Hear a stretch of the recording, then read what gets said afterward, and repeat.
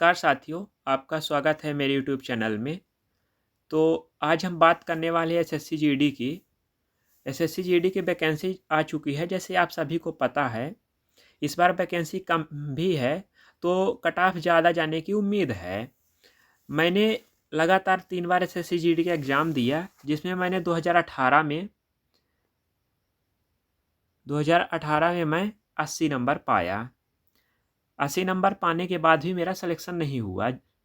0 point कुछ number से something 0.5 number से मेरा सिलेक्शन नहीं हुआ। फिर मैंने 2021 में एसएससीडी का एग्ज़ाम दिया, जिसमें मैं 87 नंबर पाया, परंतु मेरा पैर इंजर्ड हो गया, जिसकी वजह से मैं फिजिकल पास नहीं कर पाया। तब भी मेरा सिलेक्शन नहीं हुआ। फिर 2022 में मैंने 140 नंबर प्राप्त किया। तो इस बार मैं किसी अदर एग्ज़ाम की तैयारी कर रहा था, तो फिजिकल की तैयारी नहीं कर पाया। फिर मैंने फिजिकल को स्किप कर दिया। तो फिर भी तब मेरा सिलेक्शन इस बार भी नहीं हुआ।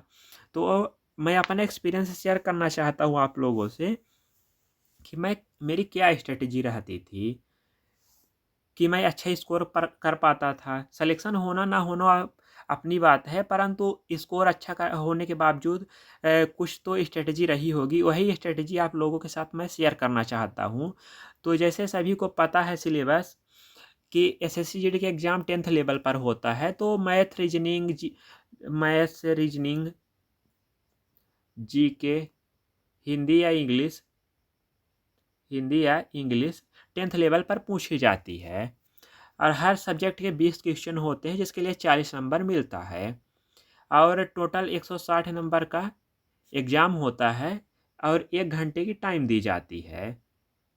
1 घंटे की टाइम दी जाती है। 0.25 मार्क का निगेटिव मार्किंग है। पिछली बार खैर 0.5 मार्क का निगेटिव मार्किंग था, इस बार कम कर दिया गया है। तो अब क्या बेस्ट स्ट्रेटजी होनी चाहिए ताकि हम अच्छा से अच्छा स्कोर कर सके और अपने पसंदीदा फोर्स को प्राप्त कर सके। तो इसके लिए हमें कितने घंटा पढ़ना चाहिए, सबसे पहले मन में सवाल यही उठता है।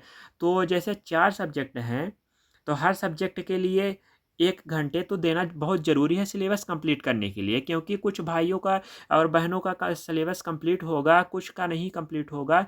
कुछ ऐसे भी भाई बहन हैं जो पहली बार एग्ज़ाम देने जा रहे हैं, तो उनके लिए घबराने की कोई बात नहीं है। आप पर डे 1 घंटे सिलेबस कंप्लीट करने के लिए हर सब्जेक्ट के लिए, और 1 घंटे उनको प्रैक्टिस करने के लिए, ताकि स्पीड भी आ सके और आपको ये पता चले कि सिलेबस हमारा कितना कंप्लीट हुआ, कितना कंप्लीट नहीं हुआ। हम जो पढ़ रहे हैं तो उनमें हमें क्या भूल रहा है। अगर हम प्रैक्टिस नहीं करेंगे तो हमें नहीं पता चलेगा। तो इसलिए आपको पर डे 1 घंटा प्रैक्टिस के लिए भी देना चाहिए।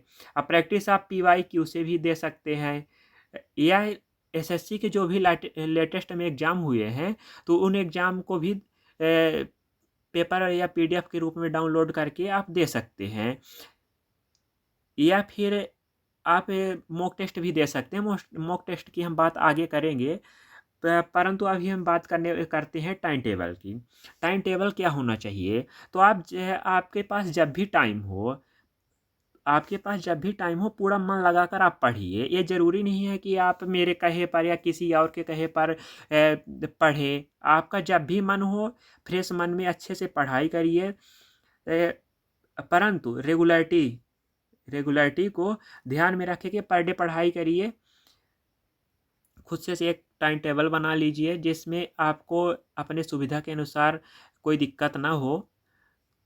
फिर आगे हम बात करते हैं मॉक टेस्ट की। तो मॉक टेस्ट की बात करेंगे तो मॉक टेस्ट में आपको पर डे एक मॉक टेस्ट देना है। एक मॉक आपको पर डे देना है। अब इस मॉक में आपको ध्यान इतना रखना है कि जो आज हमने मॉक दिया, तो अगले दिन मॉक देने के बाद जो गलती हमसे पिछले मॉक में हुई, वो गलती अगले मॉक में नहीं हो। अगर वो गलती बार बार हो रही है आपसे, तो आप एक डायरी बना सकते हैं और उसमें नोट कर लें कि पिछले वाले मॉक में हमसे क्या गलती हुई, और उस गलती पे आप काम करिए। अगर वह गलती बार बार हो रही तो बार बार आप काम करिए, छोटे छोटे कैलकुलेशन पे, छोटे छोटे फार्मूले पे, या कि और भी कोई भी जल्दीबाजी में गलती हो जाती है, उन सब जल्दीबाजी वाली गलतियों को आप नोट करके रखिए, फिर इसके बाद अगले मॉक टेस्ट में आप उन सभी को ध्यान रखिए। तो अगर ऐसे आप तैयारी करेंगे तो आप बहुत अच्छा स्कोर कर पाएंगे। तो मन में ये सवाल होता है कि 140 नंबर से ज़्यादा स्कोर कैसे करें। तो अगर इन सभी स्ट्रेटजी को आप फॉलो करेंगे तो ये ज़रूर है कि आप 140 नंबर से ज़्यादा स्कोर कर पाएंगे और अपने मन पसंदीदा फोर्स को ज्वाइन कर सकते हैं। जैसे किसी का सपना है एसएसएफ में जाना, सीआईएसएफ में जाना, या फिर अदर में किसी भी फोर्स में जाना, वो सब अपने अपने भाइयों और बहनों का पसंद है। तो उसके बारे में मैं इतना ही कहना चाहता हूँ कि अच्छे से तैयारी करो। एसएससी जीडी के एग्ज़ाम कोई बहुत बड़ा एग्ज़ाम नहीं है, डरने की कोई बात नहीं। जिन भी भाई बहन का जो सब्जेक्ट कमज़ोर है उस पर ज़्यादा ज़्यादा फोकस करें और रेगुलरिटी बना कर रखिए। ऐसा नहीं कि एक दिन पढ़े फिर गैप कर दिए, फिर बाद में रात में सोते टाइम पर सोचे कि कल पढ़ेंगे, फिर सुबह आए तो फिर भी नहीं पढ़े, अगले दिन नहीं पढ़े, फिर नहीं पढ़े। तो ऐसे अगर आप रेगुलरिटी मेंटेन नहीं करेंगे तो कुछ होने वाला नहीं है। आपको भी पता है कि कंपटीशन बहुत तगड़ा है। एक सीट के लिए एक एक एक हज़ार बच्चे पे एग्ज़ाम में बैठते हैं। तो इसलिए बहुत घबराने की भी बात नहीं है और ये भी नहीं सोचना है कि बहुत हलवा पेपर आएगा, बहुत आसानी से कर देंगे। क्योंकि ये पेपर ऐसा होता है कि ना तो किसी के लिए टफ होता, ना किसी के लिए ईज़ी होता है। जो भी पढ़कर जाएगा उसके लिए ईज़ी होगा, और जो पढ़कर नहीं जाएगा उसके लिए ईज़ी नहीं होने वाला है, क्योंकि कंपटीशन बहुत तगड़ा होने वाला है। तो मैं अपनी बात यहीं से समाप्त करना चाहूँगा। जो भी भाई बहन को मेरा वीडियो पसंद आए या मेरी दी हुई जानकारी पसंद आए तो मेरे चैनल को सब्सक्राइब करें और ज़्यादा से ज़्यादा लोगों में शेयर करें ताकि मुझे भी मोटिवेशन मिले। जय हिंद, जय भारत।